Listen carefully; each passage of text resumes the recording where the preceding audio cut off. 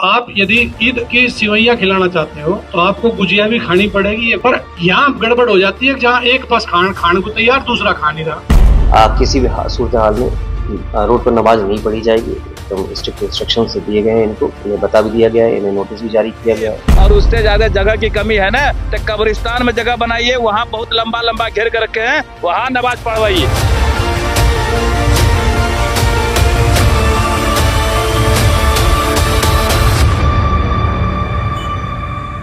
उत्तर प्रदेश की भारतीय जनता पार्टी की सरकार केवल देश के लिए सांप्रदायिक तौर पर मुसीबत का सबब नहीं बन रही, अब वो अपने सहयोगी दलों के लिए भी एक मुसीबत का सबब बनती चली जा रही है। एक तरफ चंद्रबाबू नायडू इफ्तार पार्टी दे रहे हैं, दूसरे उनके सहयोगी नीतीश कुमार भी अपने राज्य में इफ्तार पार्टी दे रहे हैं।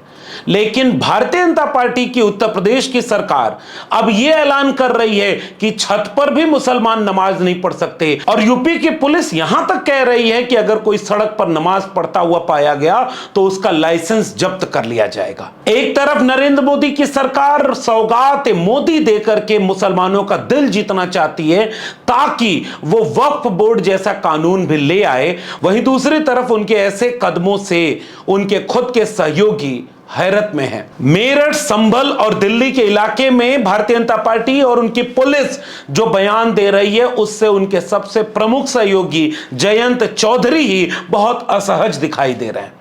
जयंत चौधरी ने जॉर्ज ऑरवेल के बहुत विश्व प्रसिद्ध उपन्यास 1984 की इन पंक्तियों के साथ ट्वीट करते हुए इस बात की तरफ इशारा किया कि भारतीय जनता पार्टी की सांप्रदायिक राजनीति से उनके अपने सहयोगी भी अनकंफर्ट फील कर रहे हैं।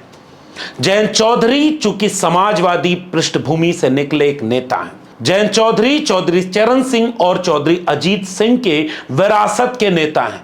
जयंत चौधरी की अपनी सियासी मजबूरियां थीं जिसके चलते उन्हें एनडीए में शामिल होना पड़ा, उसका लाभ भी मिला, कोई मंत्री बन गया। खुद तो राज्यसभा समाजवादी पार्टी के साथ गए थे, लेकिन मौजूदा वक्त में उनकी पार्टी मजबूत स्थिति में चली गई। लेकिन राजनीति कितनी मजबूत होगी यह भी तो जयंत चौधरी समझ रहे होंगे।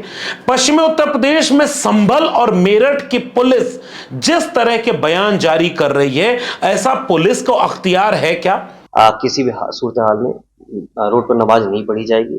तो स्ट्रिक्ट इंस्ट्रक्शन से दिए गए हैं, इनको इन्हें बता भी दिया गया है, इन्हें नोटिस भी जारी किया गया है। सीसीटीवी कैमरास हमने इंस्टॉल कराए कई जगहों पे, ड्रोन से लगातार नजर रखी जा रही है, हमने सोशल मीडिया पर लगातार निगरानी रखी हुई है। क्या आईपीएस एसोसिएशन और आईएएस एसोसिएशन को भी यह सब जायज लग रहा है?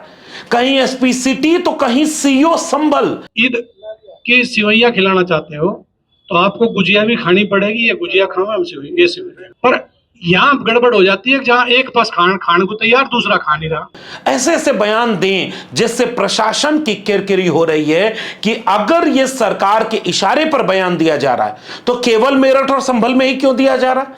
बाकी प्रदेश के जिलों में इस तरह के बयान वहां के आईपीएस और वहां के सीओ क्यों नहीं दे रहे? इस बात को लेकर के सब सजग हो रहे हैं। योगी आदित्यनाथ अपने सियासी चक्रव्यूह में फंसे हुए हैं।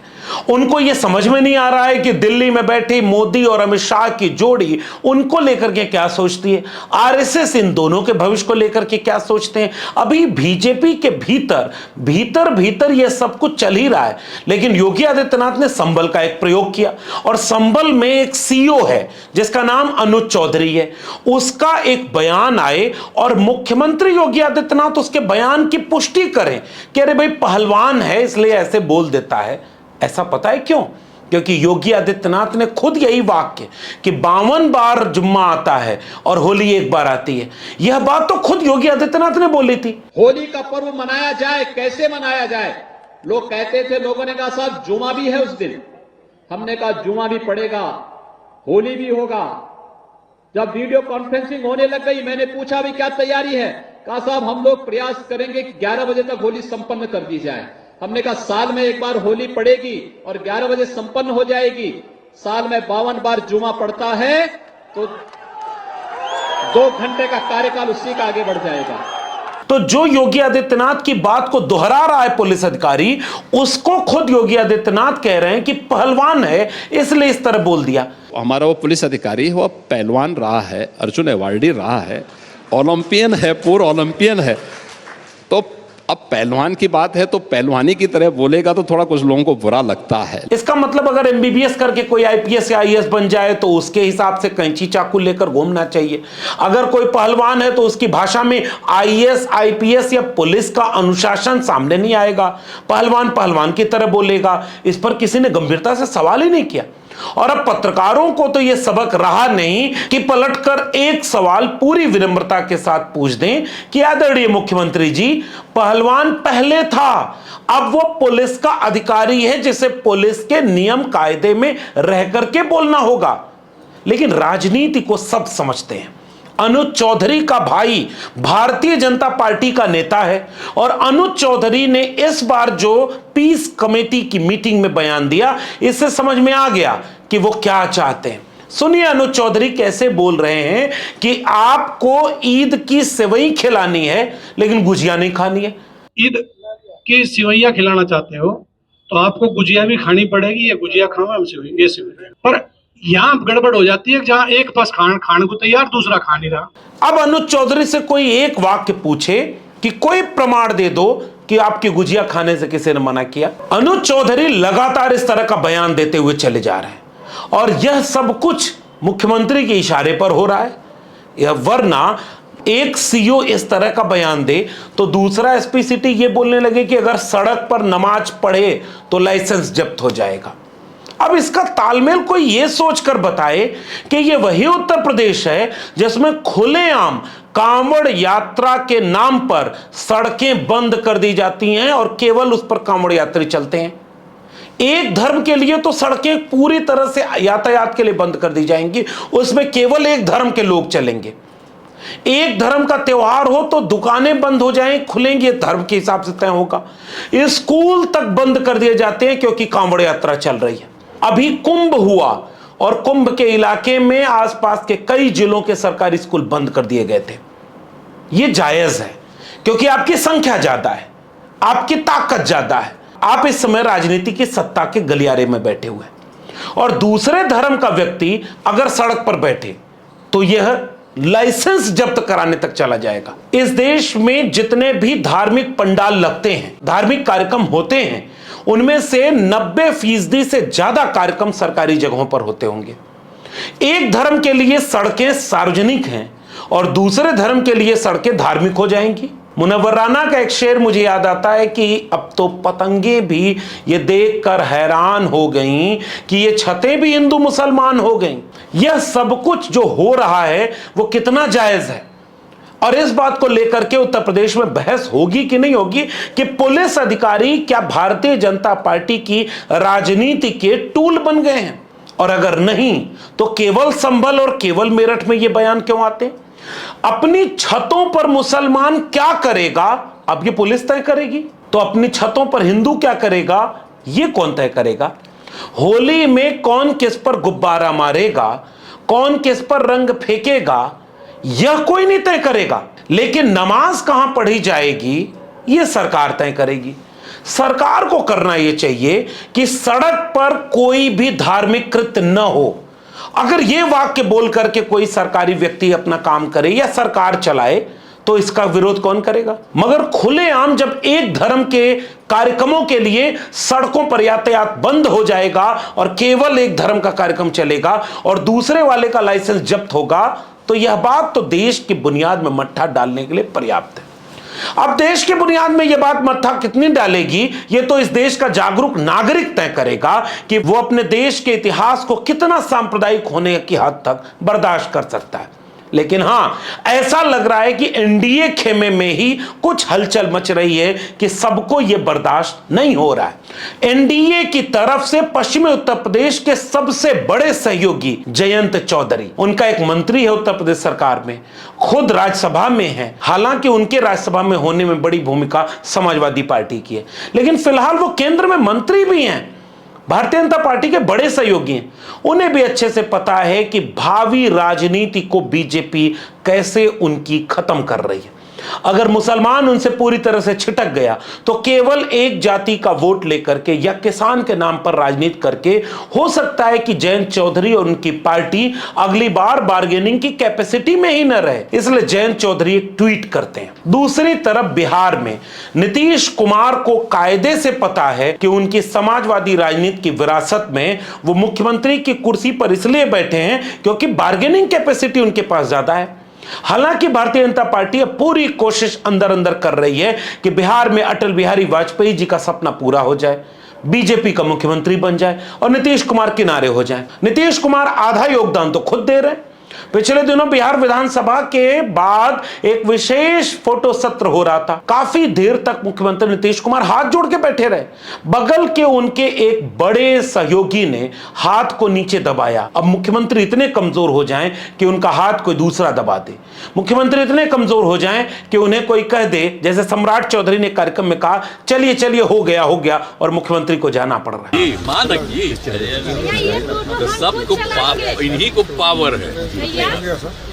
मुख्यमंत्री क्या कर रहे हैं बिहार के पता ही नहीं चल रहा है। लेकिन बिहार के मुख्यमंत्री नीतीश कुमार भले ये न देख पा रहे हो कि बिहार में उनकी राजनीति को यह भाजपा की सांप्रदायिक राजनीति कितना कमजोर करेगी, लेकिन दूर तक वो ये बात समझ पा रहे हैं कि बीजेपी की सांप्रदायिक राजनीति ओवरऑल उनकी बार्गेनिंग कैपेसिटी को तो खत्म करेगी। इसीलिए उन्होंने इफ्तार पार्टी खुलेआम फिर से दी। शाहनवाज हुसैन अपनी इफ्तार पार्टी खत्म कर चुके हैं, लेकिन नीतीश कुमार इफ्तार पार्टी देते हैं, सम्राट चौधरी उसमें बैठते हैं और चिराग पासवान भी साथ बैठते हैं। चिराग पासवान 5 सांसद हैं। चिराग पासवान को भी पता है कि यह सांप्रदायिक राजनीति रामविलास पासवान की राजनीतिक समाजवादी विरासत के साथ बहुत दूर तक उनके राजनीति के लिए फायदेमंद नहीं है। अगर ये दोनों सहयोगी खफा हुए, जयंत चौधरी खफा हुए, तो जयंत चौधरी जितना 27 में भाजपा का नुकसान यूपी में कर सकते हैं, उससे कम नुकसान बिहार में नीतीश और चिराग नहीं करेंगे। इस पर अभी दांव खेला जा सकता है, लेकिन ज्यादा बड़ा काम आंध्र प्रदेश के मुख्यमंत्री चंद्रबाबू नायडू कर रहे हैं। उन्होंने तो जैसी इफ्तार दी, इसकी तो चर्चा दूर तक होने लगी। अब आने वाला है सौगात मोदी के बाद सौगात वक्फ बिल, और माना यह जा रहा है कि इसी महीने के आखिरी में या अप्रैल महीने के शुरुआती 1-2 दिनों में वक्फ बिल को लाना चाहती है केंद्र की एनडीए सरकार, और पूरे देश के मुसलमान इसके खिलाफ हैं। इसको डैमेज कंट्रोल करने के लिए सौगात मोदी तो ले आई, लेकिन इसका मुसलमानों पर कितना असर होगा यह देखना होगा। पिछले वीडियो मैंने सौगात मोदी पर बनाई है, लेकिन इस वीडियो में मैं ये चर्चा करना चाहता हूं कि वक्फ कानून जो संशोधित रूप में फिर से आ रहा है, उसको पूरा विपक्ष खुलेआम तौर पर कह चुका है कि इसे पास नहीं होने देंगे, और मुसलमानों के संगठनों ने यह अपील की है, खासकर चंद्रबाबू नायडू और नीतीश कुमार से, कि आप ऐतिहासिक गलती मत करिएगा। भारतीय जनता पार्टी नायडू और नीतीश की राजनीति को हमेशा के लिए खत्म करने के लिए यह काम करेगी, क्योंकि मुसलमान अगर दोनों नेताओं से किनारे हो गया, फिर उनकी राजनीति के लिए एक बड़ी मुश्किल आ रही है।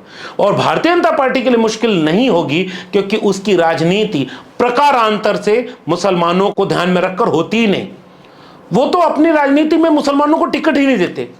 तो वक्फ कानून आने वाला है, उसी के बीच में संभल और मेरठ में ऐसे बयान आते हैं। मुख्यमंत्री योगी आदित्यनाथ इन चीजों को बढ़ावा देते हैं, और वहीं जयंत चौधरी, नीतीश कुमार, चंद्रबाबू नायडू, इन सारे लोगों की असहजता देखने को मिलती। और अगर इनकी असहजता वोटिंग के समय वक्फ कानून के सामने आ गई और अंतरात्मा की आवाज किसी की जाग गई, तो नरेंद्र मोदी सरकार अपने एक बड़े ड्रीम बिल को हारता हुआ देखेगी। इसलिए वो भी कोशिश करेगी कि बिल लाएं या न ले आएं, इसको लेकर के अभी सरकार ने कोई ठोस निर्णय नहीं लिया। लेकिन इतना तो तय है कि भारतीय जनता पार्टी देश के सांप्रदायिक राजनीति को अपने संभल या मेरठ के पुलिसिया बयानों के जरिए जिस दिशा में ले जाना चाहती है, यह दिशा नीतीश, नायडू, जयंत चौधरी और चिराग पासवान जैसे लोगों को भीतर से असहज कर रही है। और अगर यह असहजता बढ़ी तो देश की राजनीति में बहुत कुछ हो सकता है। अभी तो देश की राजनीति में इतना कुछ होने वाला है कि जब नरेंद्र मोदी आरएसएस प्रमुख से मिलने जाएंगे, जब आरएसएस बताएगा कि बीजेपी का अध्यक्ष कौन होगा, तब यह देखना होगा कि गुजरात लॉबी दिल्ली में कमजोर होती है या मजबूत होती है। अगर वो कमजोर होती है तो संभल मेरठ का मॉडल आगे बढ़ेगा या संभल मेरठ के नाम पर अपनी राजनीति को कट्टर ढंग से आगे ले जाने वाला नेता गोरखपुर के मठ में वापस लौटेगा या नीतीश और नायडू को सहेजने के लिए बीजेपी अपने इस तरह के मुस्लिम विरोधी छवि को ठीक करने के लिए कई कानूनों को वापस लेगी। आने वाले समय में इसकी पड़ताल हम करेंगे। इन तमाम मसलों पर आपकी क्या राय नीचे कमेंट बॉक्स में जरूर बताइएगा। अगर इस वीडियो को आप मेरे चैनल यानी डॉक्टर लक्ष्मण यादव पर देख रहे हैं तो चैनल को सब्सक्राइब जरूर करिएगा, घंटी की बटन दबाएंगे तो अगली वीडियो आने की सूचना मिलेगी और ज्वाइन करेंगे तो हमें हिम्मत मिलेगी। अगर आप इस वीडियो को ट्विटर यानी एक्स या फेसबुक पर देख रहे हैं तो फॉलो करना मत भूलिए। फिर मिलेंगे ऐसे ही किसी बेहद जरूरी सवालों के साथ, तब तक के लिए बहुत बहुत धन्यवाद।